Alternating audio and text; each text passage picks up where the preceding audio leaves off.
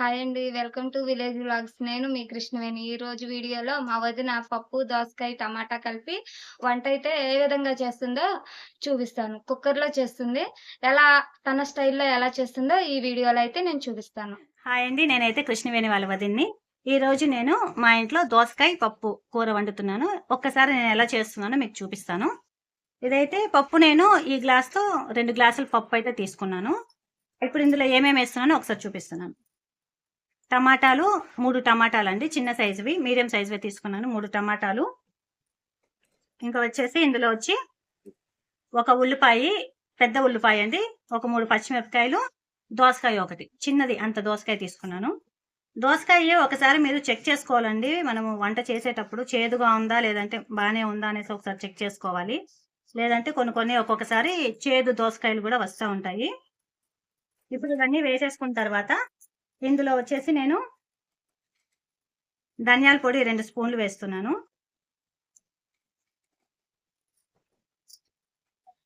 పసుపు. పసుపు వచ్చేసి ఒక, ఒక స్పూన్ అండి. మొత్తం ఫుల్‌గా కాకుండా ఇట్లా ఇట్లా తలకొట్టుకొచ్చేలాగా వేసుకుంటున్నాను. నేను కొంచెం పసుపు ఎక్కువగానే వాడతాను. ఇంకా కారం అన్నమాట. కారం ఒక 2:30 స్పూన్ వేస్తున్నాను. దోసకాయ పప్పుకి కారం కొంచెం బావుంటేనే టేస్ట్ చాలా బావుంటది. ఇందులో మనం టమాటా 3 వేసుకున్నాం కాబట్టి, నేను చింతపండయితే వేయట్లేదు. మీకు ఇష్టం ఉంటే గనక చింతపండు వేసుకోండి. టమాటానే పులుపు ఎక్కువొస్తుంది. ఇప్పుడు ఇంకా ఇందులో వాటర్ అనేది పోసేసుకొని చూస్తున్నారు కదా! నేను ఒక గ్లాస్ వాటర్ అయితే పోసాను. వాటర్ అయితే సరిపోలేదు. ఇంకొంచెం వాటర్ పోస్తున్నాను. ఇంతకుముందు మనము ఒక గ్లాస్ వాటర్ పోసుకున్నాం కదా!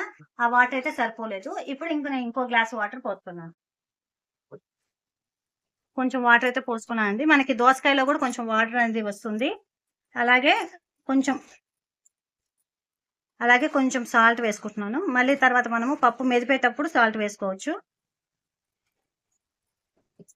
కొద్దిగా ఆయిల్ అనేది గూడా వేస్తున్నాను. ఆయిల్ వేసేదాని వల్ల పప్పు ఉడికేటప్పుడు చాలా టేస్ట్ బావుంటది. ఇప్పుడు ఇవన్నీ కూడా మనము ఒక 4, 5 విజిల్లు వచ్చేదాకా పెట్టుకుంటే గనక పప్పు చాలా మెత్తగా అయిపోతుంది. ఇది ఉడికిన తర్వాత చూపిస్తాను మీకు. పప్పయితే 4 విజిల్లు వచ్చిందండి. ఇదిగోండి ఇదైతే ఉడికింది. ఇప్పుడు మనము పప్పుని మెదిపేసుకుందాము. ఇంతకుముందు మనం కొంచెమే కదా సాల్ట్ వేసాము. ఇప్పుడు ఇంకొంచెం సాల్ట్ వేసుకుందాము. తర్వాత మనము టేస్ట్ చూసి ఎంత సాల్ట్ కావాలో చూసి వేసుకోవచ్చు ఉప్పు తగ్గితే. అంటే కొంతమంది ఉప్పు ఎక్కువ తినేవాళ్ళు ఉంటారు, తక్కువ తినేవాళ్ళు ఉంటారు కదా! కాబట్టి మళ్ళీ కొంచెం బాగా మెదిపేసుకున్న తర్వాత తాలింపేసేసాక అప్పుడు మళ్ళీ ఇంకొకసారి మనము పప్పు టేస్ట్ చూసుకోవచ్చు ఒకసారి. నేనైతే పప్పు నానబెట్టలేదండి. కొంతమంది నానబెట్టే వాళ్ళు ఉంటారు. మామూలుగా అట్లే చేసేవాళ్ళు గూడా ఉంటారు. పప్పు డైరెక్ట్‌గా ఉడకపెట్టుకునేటట్టయితే కనుక ఒక 4, 5 విజిల్లు వస్తే కనుక పప్పు చక్కగా ఇలా మెత్తగా అయిపోతుంది.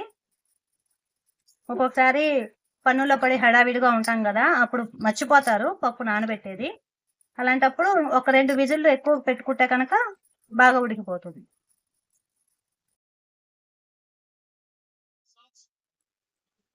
ఫస్ట్ కొంచెం ఆయిల్ అయితే వేసుకోండి. మామూలుగా పోపు ఇంకా పెట్టుకునేటట్టే అండి. అందరూ పెట్టుకున్నట్టే నేను కూడా పెడుతున్నాను పోపు. కొంచెం ఆయిల్ హీట్ అయ్యాక కొంచెం ఆవాలు, సాయిపప్పు, జీలకర్ర ఇవి కొంచెం ఏగాక మనము ఇప్పుడు ఇవి వేస్తున్నా అండి. ఎండుమిరపకాయలు, కరివేపాకు, వెల్లుల్లిపాయలు వేస్తున్నాను.